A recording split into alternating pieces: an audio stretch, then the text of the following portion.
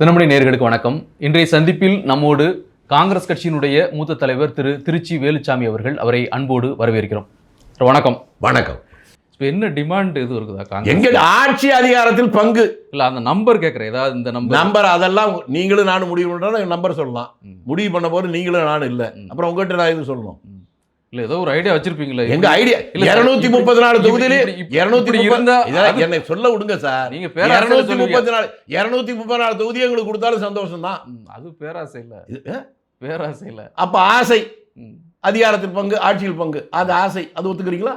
அது ஓகே. அதான் வாழ்த்துக்கள். உங்க நியாயத்தை ஒத்துக்கிட்டீங்களா? 234 வந்து சரி. அப்போ நீங்க ஒரு வேடிக்கையா சொன்னா கூட நீங்க ரொம்ப நிதர்சனமா களத்துல இருந்து பார்க்கும்போது அரசியல் ஆய்வாளர்களாக சொல்லக்கூடியவங்க, இல்ல மூத்த பத்திரிகையாளர்கள் கூடியவங்க, அவங்களுடைய ஒரு ஒரு ஒரு பாயிண்ட் ஆஃப் வியூல வந்து சில சார்ட் போட்டு வச்சிருக்காங்க. காங்கிரஸ் உடைய பலம் என்ன? இப்போ நீங்க கேட்குறீங்க சதவீதம், நான் வந்து ஒரு ரஃபா சொல்றேன் இவ்வளவு கூட. ஏன்னா இப்போ கூட்டணியோட சேர்ந்து ஒரு வாக்குகளை பெறும்போது யார் இண்டிவிஜுவலுங்கிறத வாக்கு சதவீதத்தை வந்து ஜஸ்டிஃபை பண்ணுறதே ஒரு பெரிய விஷயம்.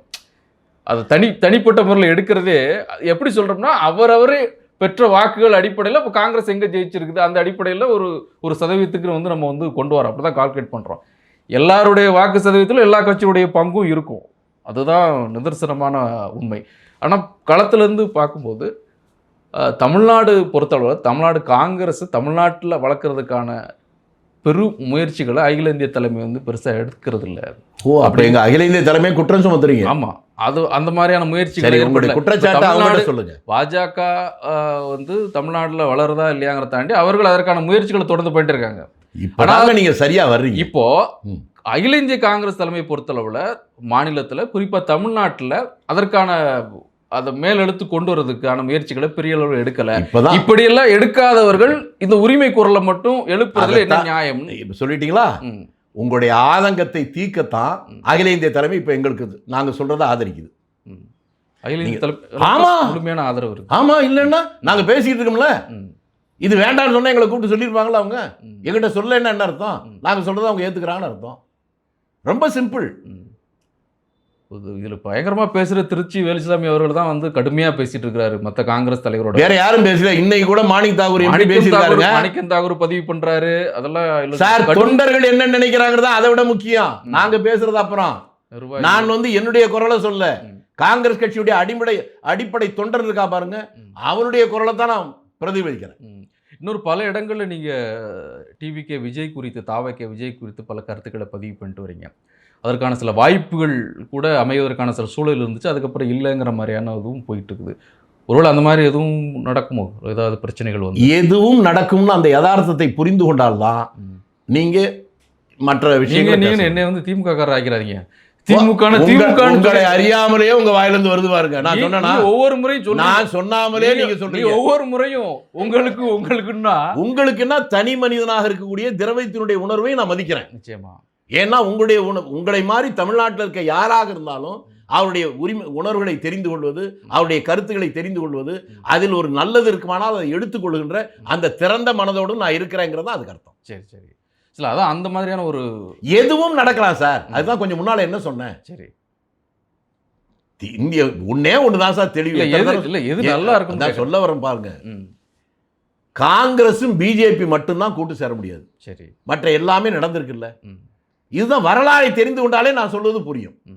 எதுவும் நடக்கும் என்பதுதான் இங்க இருக்கக்கூடிய நிலைமை. நான் எதுக்கு உங்களுக்கு திரும்ப திரும்ப கேட்க ஆசைப்படுறோம்னா, இப்போ நீண்ட காலமாக அரசியலில் நீங்கள் இருக்கிறீங்க.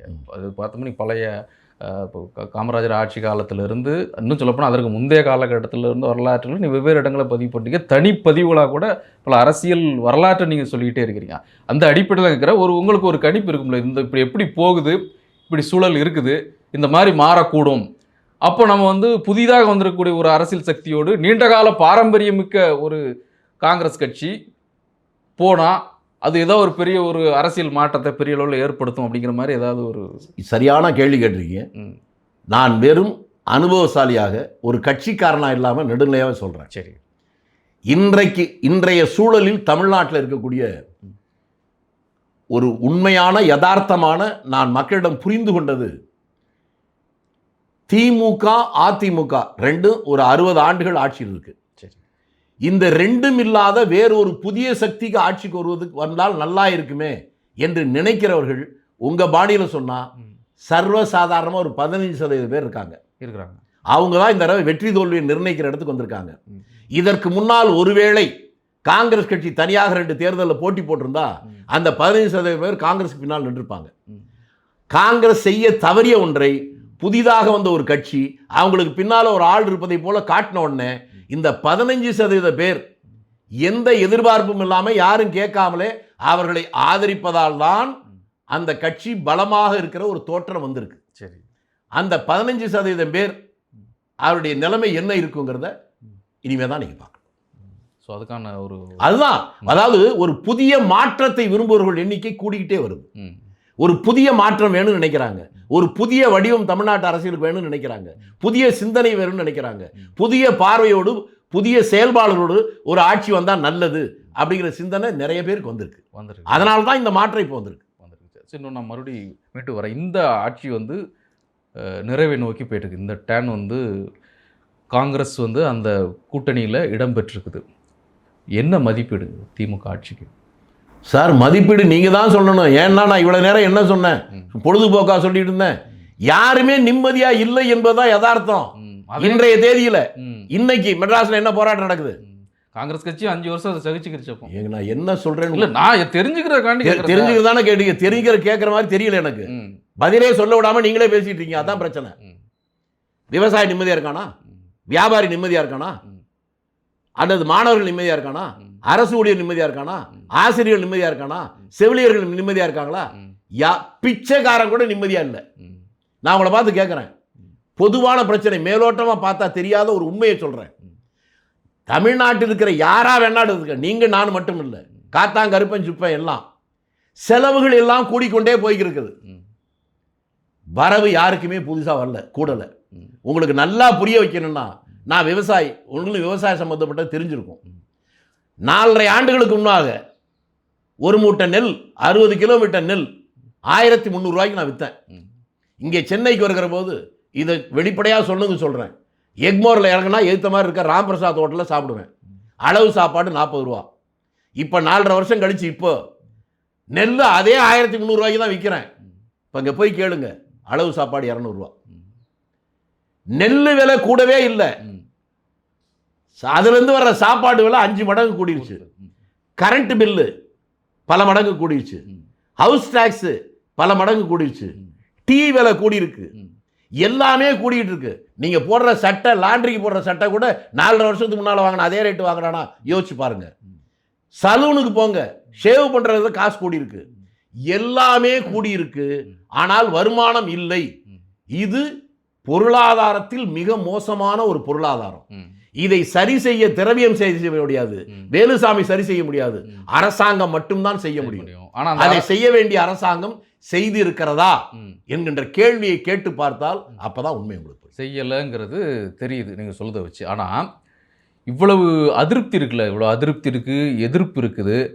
அந்த கூட்டணியில் ஒரு அங்கம் வைக்கும்போது திமுக மீது உள்ள கோபம் காங்கிரஸ் மேலேயோ காங்கிரஸ் வேட்பாளர் மேலேயும் திரும்ப வாய்ப்பு இருக்குல்ல. அதனால தாங்க இப்ப நாங்க உண்மையை பேச ஆரம்பிச்சிருக்கோம். நாங்க இதை அமைதியா இருந்தா எங்களையும் சேர்த்து காலி போயிருங்க அப்படின்னு பேச ஆரம்பிச்சிருவோம் மக்கள் கூட சேர்ந்து. அதனால நியாயத்தை சொல்றோம். நாங்க தேங்காய் திருட ஒருத்தர் தண்டை கட்டுற ஒருத்தர் ஏங்க சொல்ல விட மாட்டீங்களே. தேங்காய் திருட அதைத்தான் நாங்க நீ கேள்வி கேட்டது பதில் சொல்ல விட்டாதானே. தேங்காய் திருட ஒருத்தன் தண்டம் கட்டுற ஒருத்தங்கிற மாதிரி அவங்க பண்ற தப்புக்கெல்லாம் நாங்க சும்மா இருந்தா நாங்களே பழி சுமக்கிற நிலைமை வந்துருச்சு.